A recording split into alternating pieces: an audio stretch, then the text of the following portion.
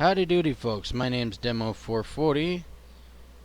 Hope you don't mind of me playing a round of Bomber Crew. Most well played. The gosh darn hardest game I've ever played. Now I might swap in between country and normal speaking, or a bit of normal country speaking. But I may cuss like a country folks, so please pardon my cussing.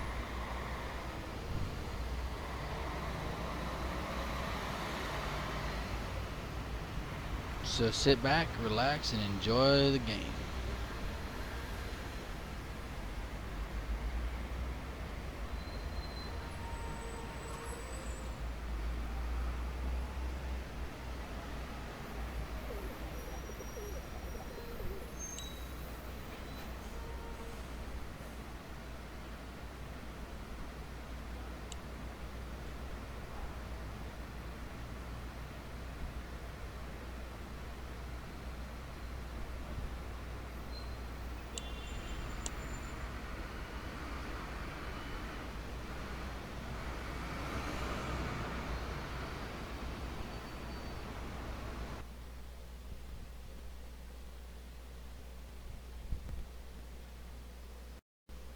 You might hear occasional airplane noises. I'm kind of good at recreating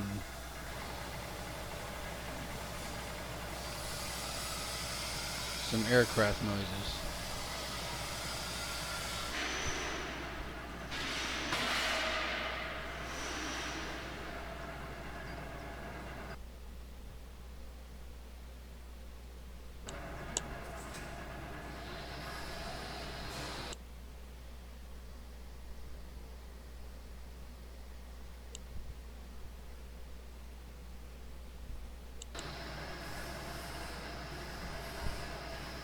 Pardon me. I played this game before, so it should have my old data in it.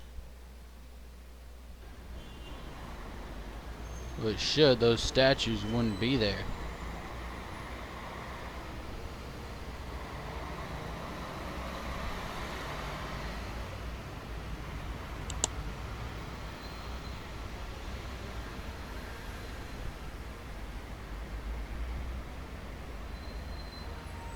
Ah, here we go.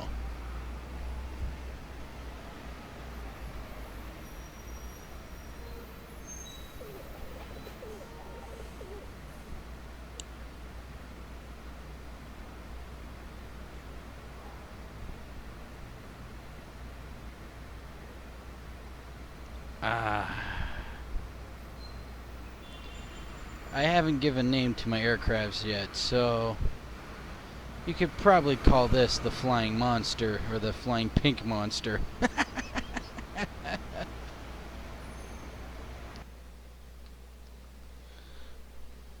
Alright. Oh wait, I forgot. It's a Christmas gift skin. My bad. Call it the Flying Present.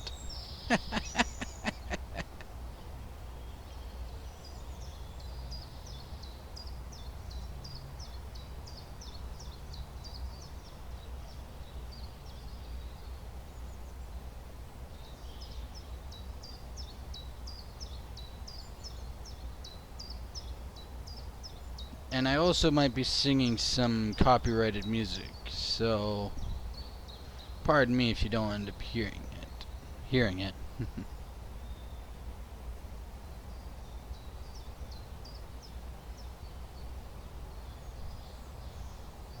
And there might be some songs I wouldn't be able to sing, so pardon me for my screw-ups. Alright, no new recruitments.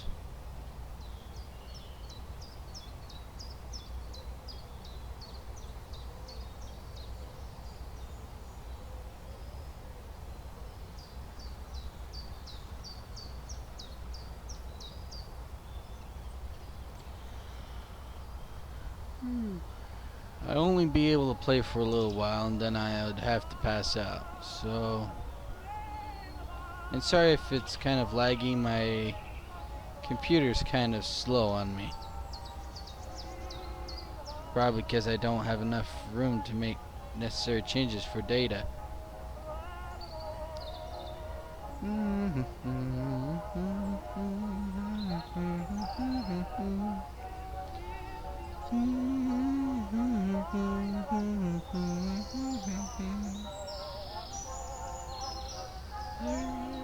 Oh, crap.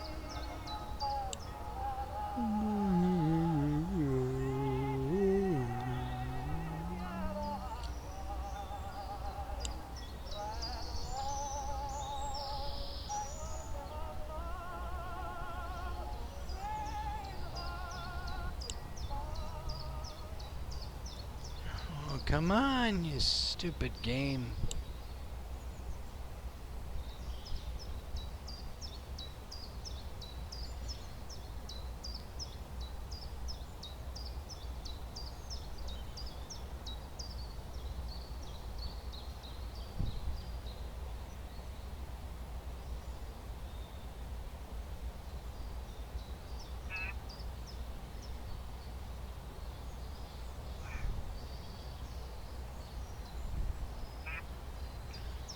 Now, for those of you who are real war fanatics, don't be picky.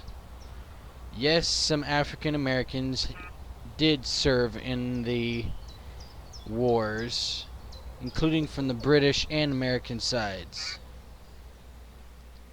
And yes, some women have served in the army. I don't know quite too much about the British, but during priors of World War I and World War II, women weren't primarily used to help fight in wars. They helped support the war effort as medical nurses for men that more needs more caring when they're injured, which most commonly they would be more on the front lines, which in the British shows that a female actually helps healed a lot of British men that were injured on the front lines.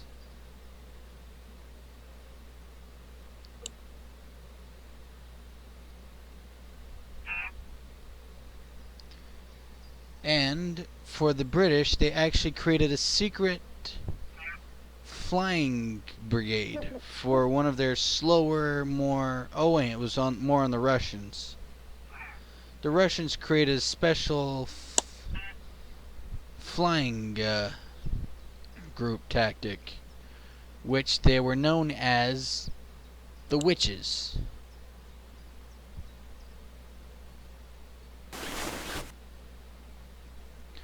The Witches were more common. The reason why they were called the Witches is because, one, they were females flying on old Russian or British, I don't remember what, little tiny recon aircrafts, which they were literally made out of cardboard and metal pipes.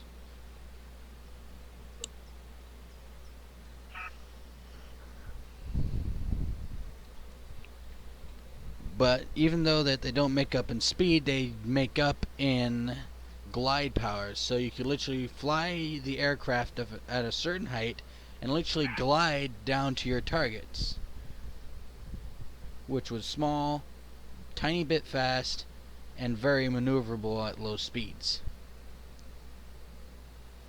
Which what they did during their times during serving with the Russians or the British, I don't remember which was which, but a lot of the countries are starting to realize that the German armor for the German aircrafts were for the German vehicles were way significantly weaker on their top plate armor, which it was more common to drop bombs on the top of them because they were so weak on their tops and bottoms. They were more reinforced on their sides.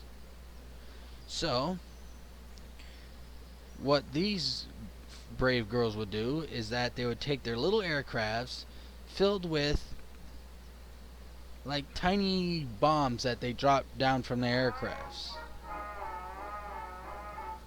And from one of the survivors that survived the attack from those witches said this: they're minding their own business in their camp when all of a sudden they are hearing giggles and laughing in the middle of the night. Then suddenly the whole battlefield, the whole field where they are camping out in, starts blowing up around them. Any armored vehicles that they had were literally destroyed. And all they see is these tiny little aircrafts flying at super low, destroying every heavy piece of armor and weaponry that they had.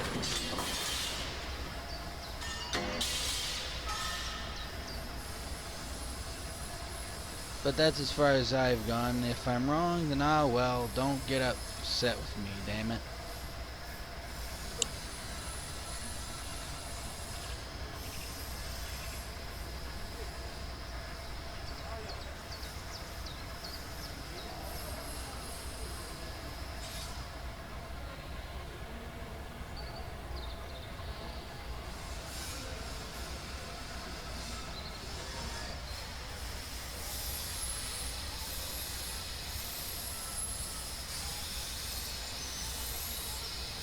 Fuck it, I'm gonna start singing.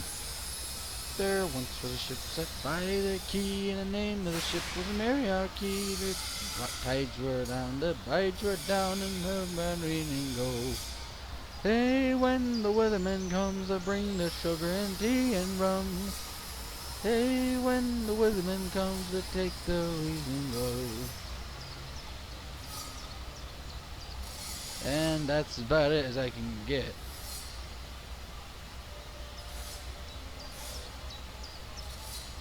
How did that song go again? Ah, yes. What will you do with a drunken sailor? What will you do with a drunken sailor? What will you do with a drunken sailor? Early in the morning, way hey up she rises, way hey up she rises, way hey up she rises. Early in the morning. Shave his belly with a rusty razor, shave his belly with a rusty razor, shave his belly with a rusty razor. Early in the morning, way hey up she rises, way hey up she rises, way hey up she rises. Early in the morning. Stick him in a longboat till he's sober, stick him in a longboat till he's sober, stick him in a longboat till he's sober. Early in the morning. Way up she rises, way up she rises, way up she rises. Early in the morning. Stick him in bed with the captain's daughter, stick him in bed with the captain's daughter, stick him in bed with the captain's daughter. Early in the morning. Way up she rises, way up she rises, way up she rises. Early in the morning.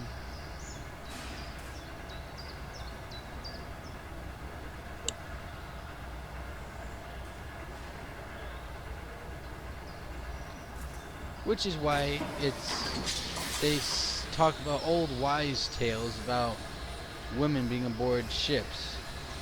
Because 9 out of 10, one of the crewmates will sleep with the captain's daughter, and the rest of you guys would know.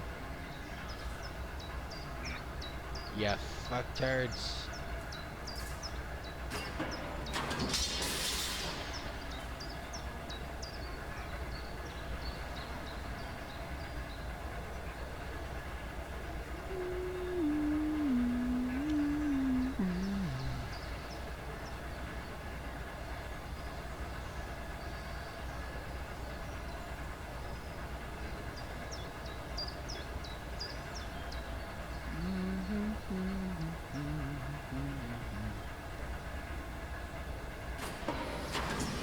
Here I walk on a wooded peg ring, try to get a bus, try to get a plane, try to get back to my field of grain, away from 40 straight to Maine, where I blew my mind.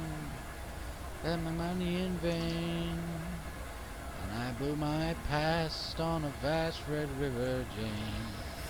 Red River Jane, that's her name, 69 Ripoff Lane. I must to be insane to play her game. But crazy fools have got to learn, country boys gotta get burned, and I blew my mind, and my money in vain, and I blew my past on a vast Red River Jane.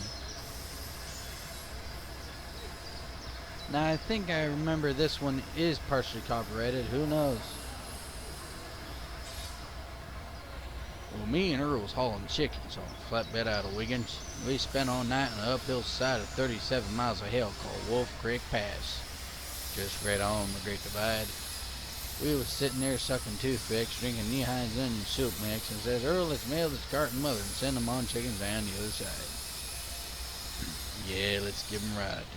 Wolf Creek Pass, way above Great Divide, chugging on down the other side.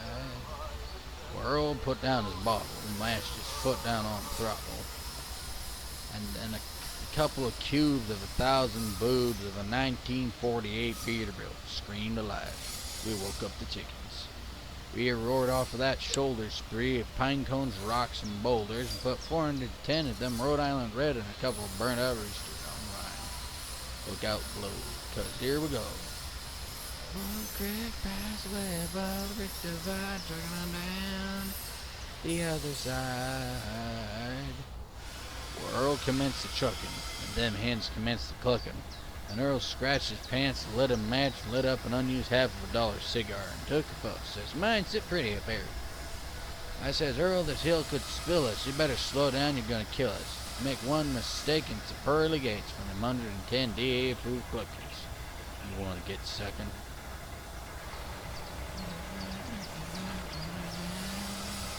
The other side. Well, Earl grabbed onto the shifter and stabbed her into fifth gear. Then the fully chrome-lated genuine accessory shift knob came off in his hands. He said, you want to screw that thing back on, Earl? He was trying to thread it on there until the fire fell off his cigar, dropped on down, sort of rolled around, and lit the cuff roll's pants, burn a hole in his sock. Yeah, just pretty much set right on fire. And there on out from the window, I started counting phone poles going right, made 4 to 7 power. And I put 2 and 2 together and added 12 and carried 5. Must be 22,000 phone poles an hour. I looked at Earl. His eyes was wide, his lip was curled, and his leg was fried, and his hand was frozen to the wheel like a tongue to a sled of a middle of a blizzard. I says, Earl, I'm not the type to complain, but time's for me to explain. If you don't apply some brake real soon, they're gonna have to pick us up with a stick and a spoon. Earl reared back, cocked his leg, stepped as hard as he could on the brake. Pedal went clear to the floor and stayed right there on the floor, sort of like stepping on a plume. And from there on down, it wasn't real pretty. It was Hairpin County and Switchback City. One looked like a can full of worms. Another one looked like malaria germs. And right in the middle of the whole dang show was a real nice tunnel now, wouldn't you know?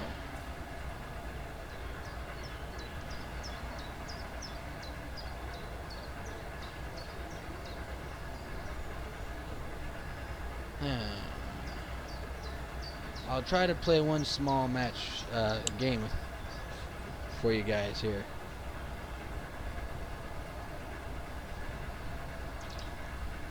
Huh?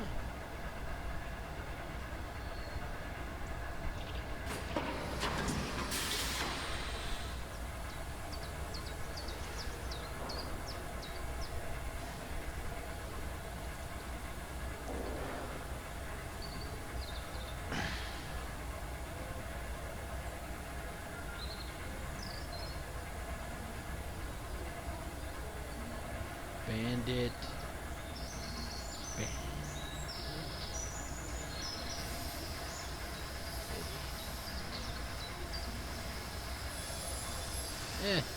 Very weird name.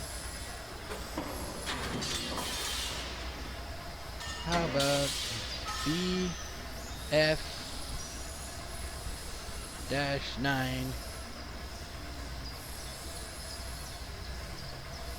Flying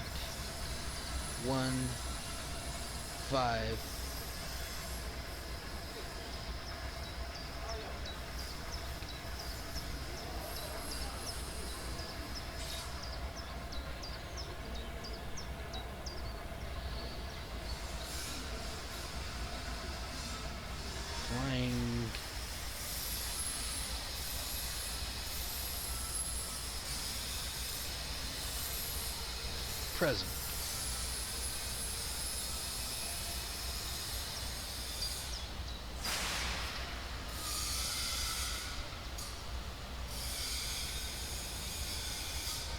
There. The BF 9.15 flying present. What do you think about that? Holy crap, it's beautiful. It's perfect.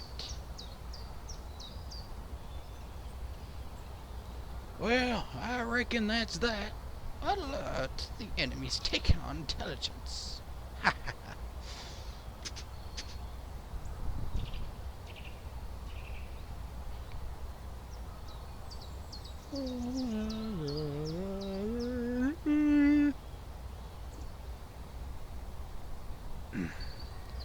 Alright, who's ready to go find the spy? Right behind you. Oh.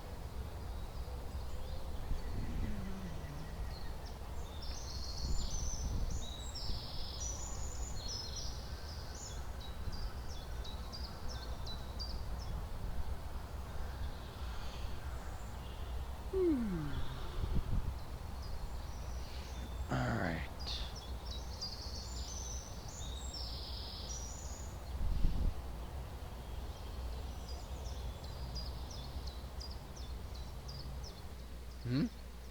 Hello? What's this?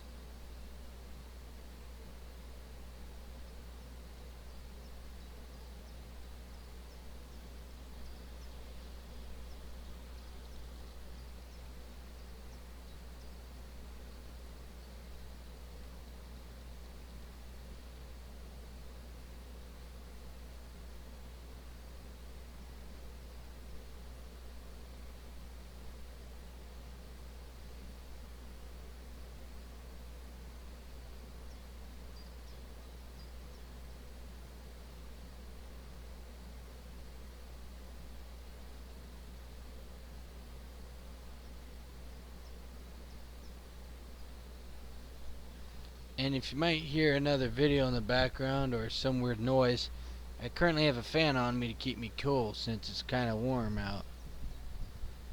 And I like the multitask, keeps my brain sharp.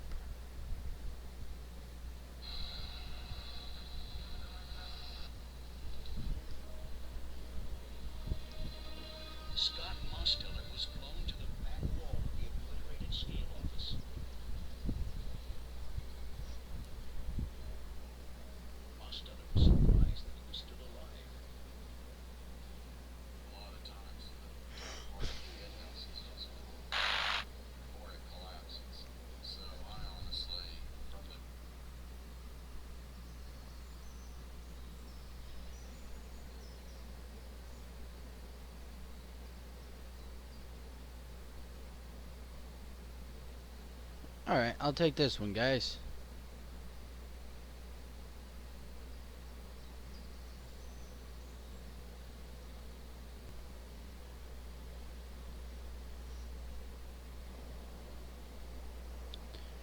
And just to let you know, I never am really a true pilot in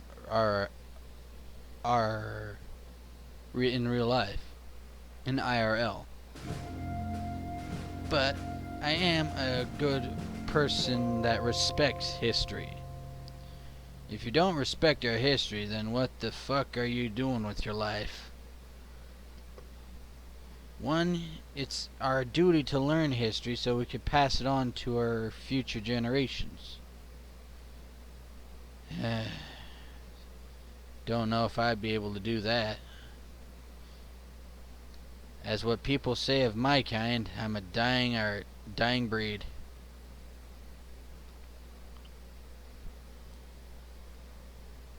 Kinda like these aircrafts. They're beautiful in their own right.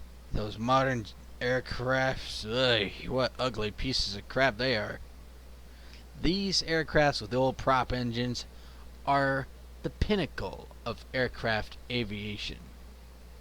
Sure, the modern ones may have their own takes, but I like these old birds.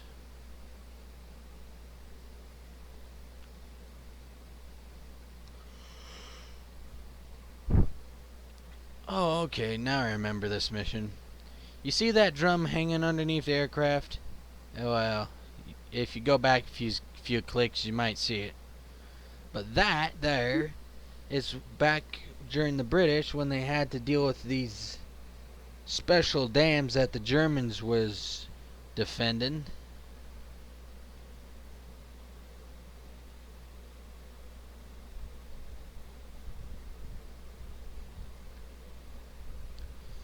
Germans were protecting these three special dams. If they managed to destroy one, it would knock out the slew full of other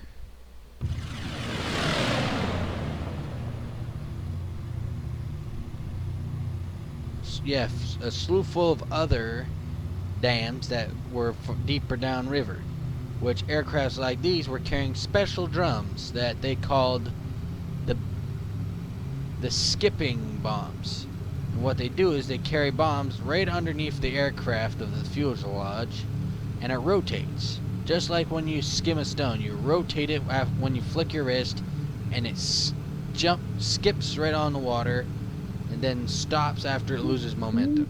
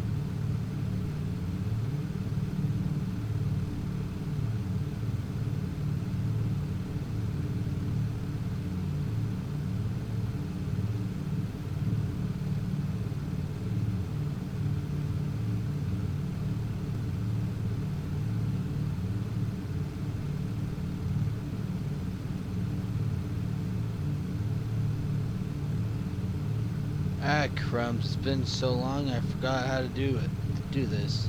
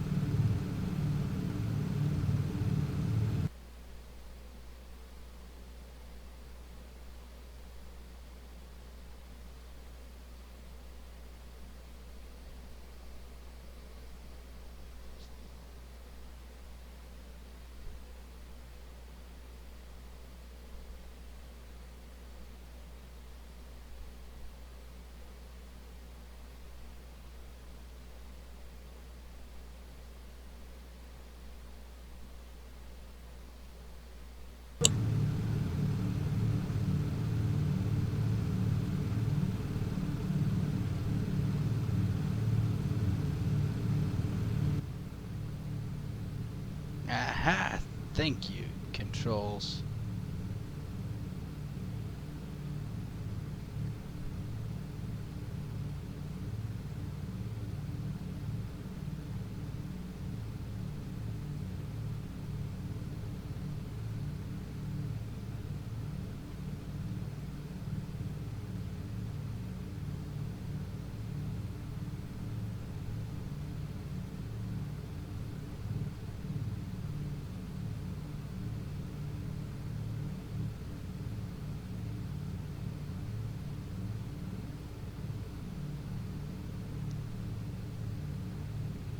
So basically what I'm doing currently is to reenact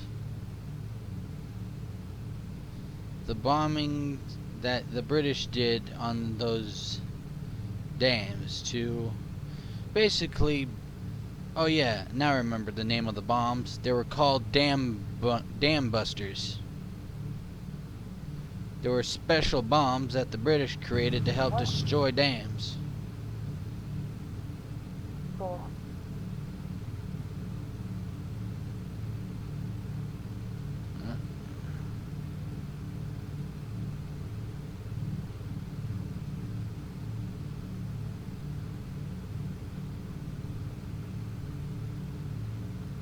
Come on, switch over to Captain. Captain!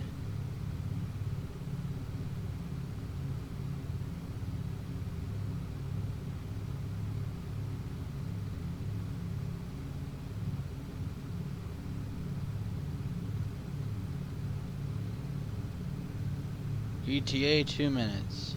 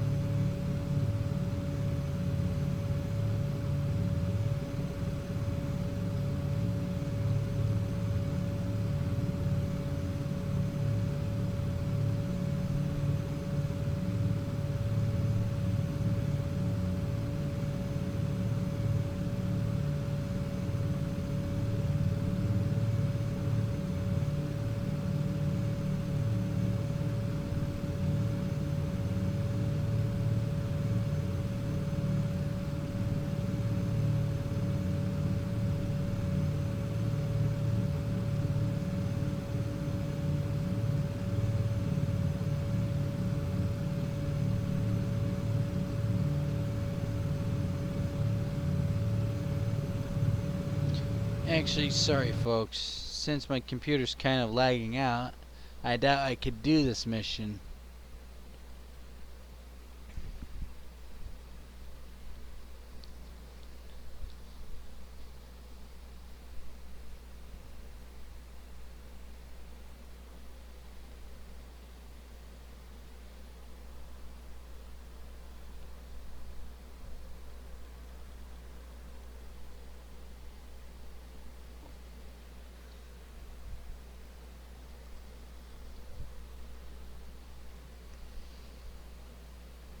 Y'all have a good night now.